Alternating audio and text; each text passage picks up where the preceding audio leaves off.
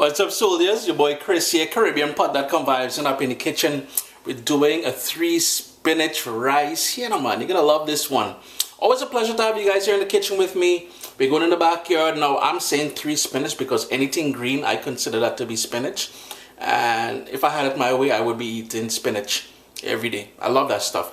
Vegetarian, probably considered vegan as well. You're gonna like this one, man. Now, typically, when I would make this, and I think I had shared this recipe before, I would use salted pigtails or salted beef or salted pork, smoked meats in it. But we want to keep this vegetarian. It's still gonna be nice, man. Vibes it up. Yeah, friends, I got some Jamaican Callaloo, or we call this Chard down in the southern Caribbean. I've got quite a bit growing up wild all over here. So we're gonna use that. And if we go to the other side of my garden here, we've got these cherry tomatoes just coming in there. But anyway, beyond that, we've got here some Swiss Chard. This is the Swiss Chard. And Kale. So these 3 types of spinach or greens will be going into this sort of recipe we're putting together here. So the very first thing we're going to do is wash these leaves individually. I'm going to start off with the Swiss Chard. And you'll notice they're nice and green, no sort of blemishes or anything like that. And I'm going to include the stems as well when I chop it up in a few minutes. With the Jamaican Callaloo, or what we call Chard. All you're going to do is remove the leaves off the stem like so. I have a video on the Food FAQ channel showing you how to prepare this. We're just going to give it a rinse as well, set that aside, drain it, and then we're going to chop it up. And pretty much we're doing the same thing with the kale as well. Give it a good rinse, because you want to make sure there's no dirt and stuff like that. Any sort of woody ends like this, I'm just going to trim that off and discard that, but that's what we're doing at this point.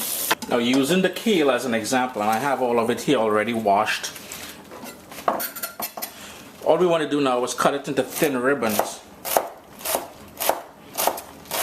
And you're going to do the same thing with the Swiss Chard as well as with the Jamaican Callaloo. And we've got the nice shreds going on here.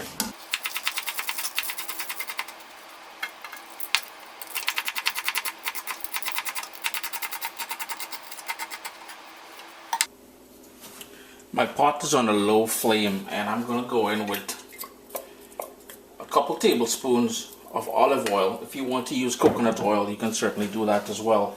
And to start building the flavors, we're going to go in with some diced onion. And that's just about half of a medium onion that I sort of diced up finely. I have here 2 cloves of garlic that I just smashed with the back of my knife. I've also got some fresh thyme.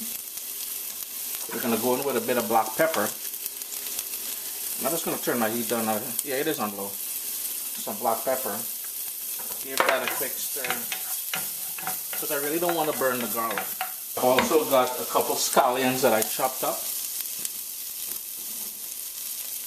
And one more ingredient. Remember, we want this on slow because we want that to sweat down. But one more ingredient we're going to go in with, as far as flavor is concerned, is a pinch of allspice, and that's just ground allspice. On low, about 3 or 4 minutes. With the heat still on low, here's where we're going to start adding all our green stuff in there.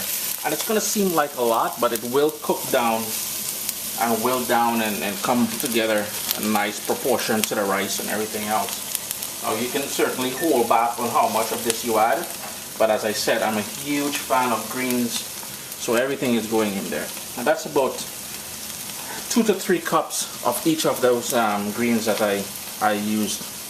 At this point, I'm going to go in with my salt as well. Salted enough, because remember, we're adding rice to this as well. All the ingredients that I use here today will be listed in the description below, as well as on CaribbeanPot.com. It's been about 7 minutes now, and you can see it's really wilt down. It's starting to take on a different color altogether. At this point here, this is where we're going to add the rice. And I have here 2 cups of parboiled brown rice, which as we usually do in the Caribbean, we wash it. That's to take off most of that grit and that extra starch that the rice usually has from being polished and everything else. And I'm going to turn up my heat now. It's been on a sort of a medium low all this while.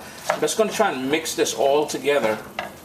Turn your heat up now to about a medium or so. We'll need a liquid to cook this, so I'm going to go in with coconut milk. It's going to be a combination of coconut milk and water just to bring everything together. I find if you use too much coconut milk, the natural sugars in there will cause this, first of all, to burn very easily, and second, it's going to take on a sort of a soupy or a very creamy texture that personally I don't like. So I'm going to go in with some water here as well. I'm going to turn the heat up to bring this up to a boil. As it starts coming up to a boil, what I like doing here is floating a whole Scotch bonnet pepper. We're going to get some nice flavor from that without the raw heat. So I'm just going to tuck that baby in there. The oils from the skin is going to come out and really add a nice flavor to this. If you want heat, you can certainly cut that up and add it to there. We're going to turn the heat down all the way down to low, and then it's just a matter of putting the lid on there and let that cook until the rice is nice and plump. It's been about 10 minutes now.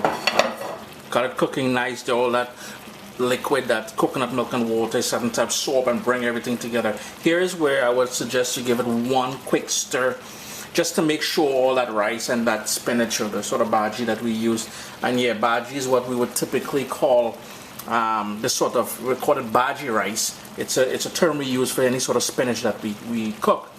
But give it one more quick stir there, put the lid back on, and let that continue cooking until all the water is burnt off. It's been about 22 minutes since I put the rice in here.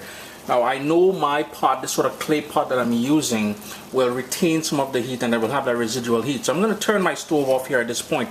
I can tell that the rice grains are nice and plump. There's hardly any liquid left in there, but that residual heat will burn off any sort of remaining liquid. We don't want to touch this at this point. You can fish out that Scotch bonnet pepper from there at this point as well, to toss it out, do whatever you want, or break it, and you will get some nice Caribbean sunshine heat up in there. It's been about 15 minutes since it was done cooking. I had the lid on there for that residual heat to continue cooking the rice. I'm going to fish out that Scotch bonnet pepper from here, and this is where you're going to go in with a fork, and you're going to sort of fluff everything up to get that nice sort of, as Jamaicans would say, my Jamaican brethren then would say, shelly. Get the rice nice and shelly. Chris here, CaribbeanPot.com. A delightful, vegetarian, vegan, gluten-free, full of goodness for all you. You're gonna like this one, man. Remember, all the ingredients we use will be listed on CaribbeanPot.com as well as down in the description of the video. Hit that thumbs up, man. You know, it's good like that.